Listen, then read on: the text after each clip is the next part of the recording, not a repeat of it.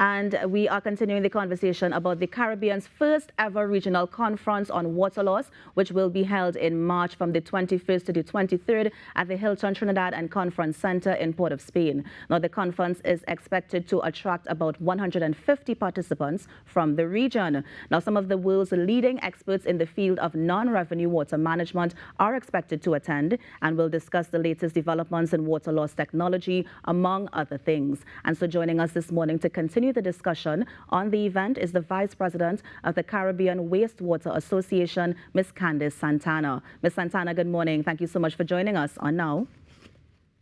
Good morning, Kim. How are you this morning? I'm good. How are you this morning? I know you're probably busy preparing for next week. Yes, we are definitely busy. The team is preparing the papers, the technical papers, preparing with all the persons that will be coming into Trinidad and Tobago to participate in this pioneering conference. Right. It is going to be a knowledge sharing time. It's going to be a time for capacity building, and it's definitely going to be a movement in the right direction for the Caribbean region. Yeah. Now, just start us off in terms of context. What is or who rather, is the Caribbean Water and Wastewater Association? Kim, and I like to say we because I think I've grown up in the CWWA, the Caribbean Water and Wastewater Association. In 1991, we were enacted by an act of parliament here in Trinidad and Tobago. We are a Caribbean-wide organization representing members from the English-speaking, Spanish-speaking, Dutch-speaking, and French-speaking Caribbean. The entire diaspora from Belize comes straight down to Guyana and all the islands. Our membership would include water utilities, private sector persons, desalination companies, students, academia, anybody that is essentially a professional within the water, wastewater, and solid management field would fall under our umbrella. We do many different types of studies and work.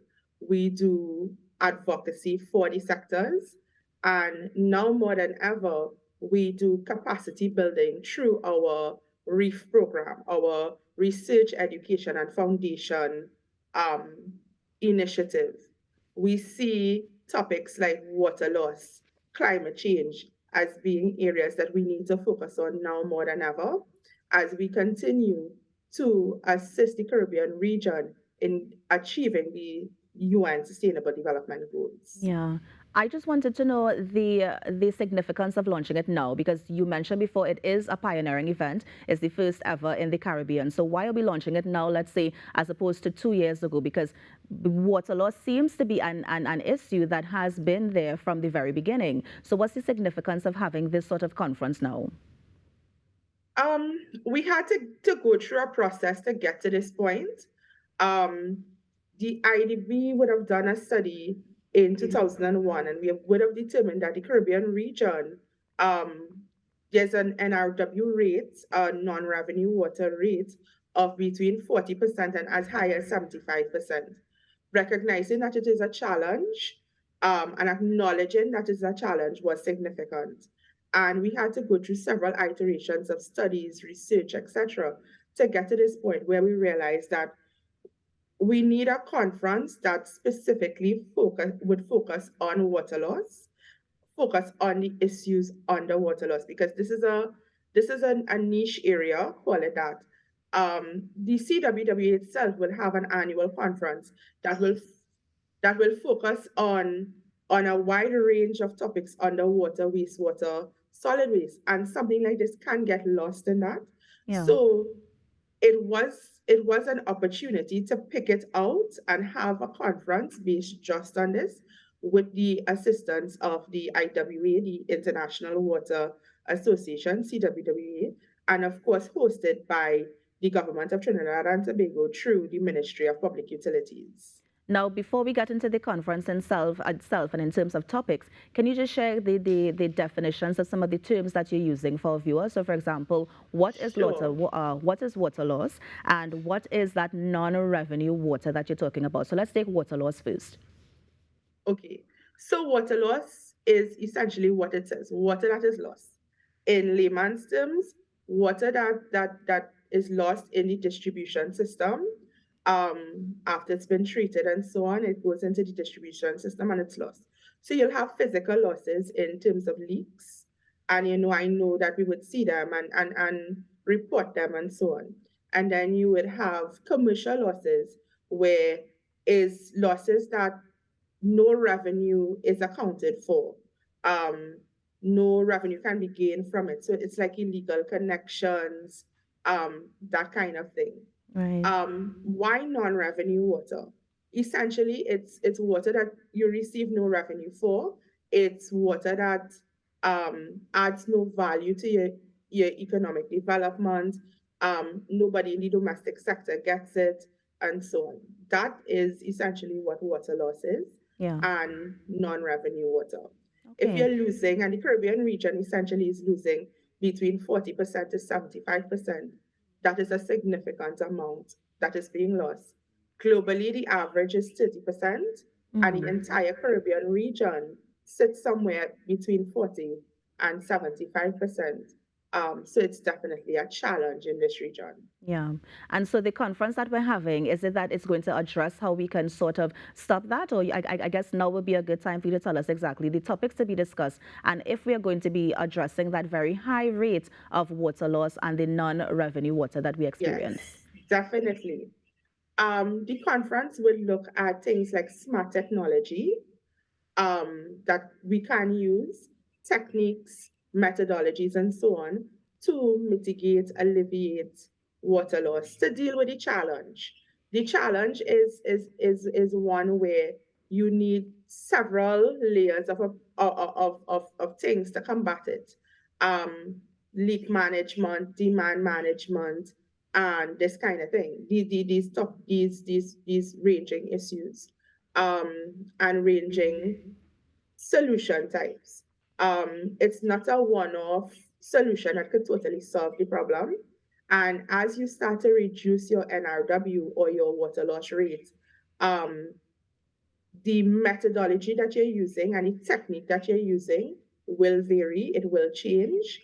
And that in itself is something that we need to do knowledge exchange on, lessons learned. When Right. one island or one Caribbean country use a particular approach and it's tried and proven, the lessons learned from that, another country can apply, another country can take, alter, and use to suit their particular situation, their culture, their economic, their topography, the way the land is situated and so on in their country. So this Right. at this time, having a conference of this nature and bringing in international experts to add to what is happening here is definitely a good start and a good way to go. Yeah. Candice, as you were talking, I was thinking about climate change. I mean, this is no secret that we also get some of our water from rain, right? And so we've been looking at sometimes the change in the seasons, in terms of how rain is falling, how it's not falling, that sort of thing. And I'm wondering, how does Yes, climate change fit into this entire discussion as we look at water loss and the non-water revenue management? sure. Earlier in the conversation, I mentioned that there are two challenges that the Caribbean region right now is battling with. NRW is one, climate change is the other. Climate change essentially is the shift, a long-term shift in temperature and weather patterns. And when you have a long-term shift in your weather patterns and a shift in rainfall, that will affect your entire water supply. Rainfall is the input factor. It comes like a deposit into a bank for you to be able to withdraw and have water supply. When you have shifts in rainfall, whether it's drier than usual, seasons, or very intense rainfall events, that would essentially affect your water availability and your water storage. When you have intense rainfall events, typically that type of event will result in heavy runoff and flooding. And we would have seen that here in Trinidad and Tobago in November 2022. I'm sure a lot of us will remember that. When those events happen, it would impact what a water utility, whether in Trinidad and Tobago or Jamaica or Guyana or Antigua, can do. Um, when you have climate change and you're already impacting on your rainfall, your temperature, and all of these things, you essentially amplifying the impacts of non-revenue water. So when you start to deal with your non-revenue water challenge, you increase your water security, you increase your ability to climate-proof your sector. And I'm introducing a term there, climate-proof your water sector. You're essentially able to meet the challenges or start to meet the challenges that climate change will bring. Yeah, and I know that this So topic it will goes also hand in be... hand, and this conference will deal with those Yeah, types of because I was about to say, I know that this conference will deal with that issue as well. But Candice, quickly before we go, just tell us, I know, for example, it's taking place from the 21st to the 23rd of March. Tell us what times and where anybody can go to get more information. Sure. On the 21st of March, we would have a welcoming reception to welcome everybody that's coming in. And the technical sessions will start on the 22nd. It will run all day. It will focus on issues under NRW, under climate change, smart technology, and what essentially is the way forward on both days, on both the 22nd and 23rd. Right, and You the can get 23rd? information on the Ministry of Public Utilities website, www.mpu.gov.tt.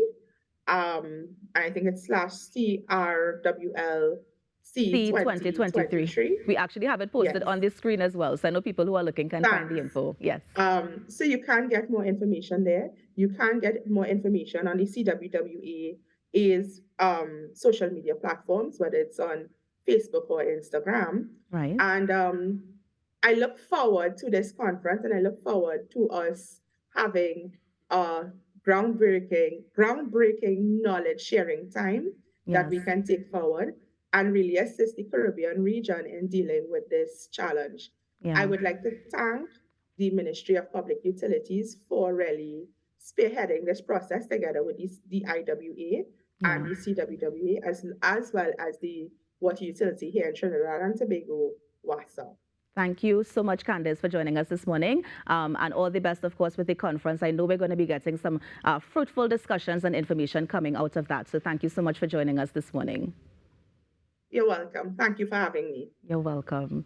And that was Ms. Candice Santana, the Vice President of the Caribbean Water and Wastewater Association, just telling us about a very important water conference that's coming up next week from the 21st to the 23rd of March. You're on the Now Morning Show. We're going to take a break and be right back. Stay with us.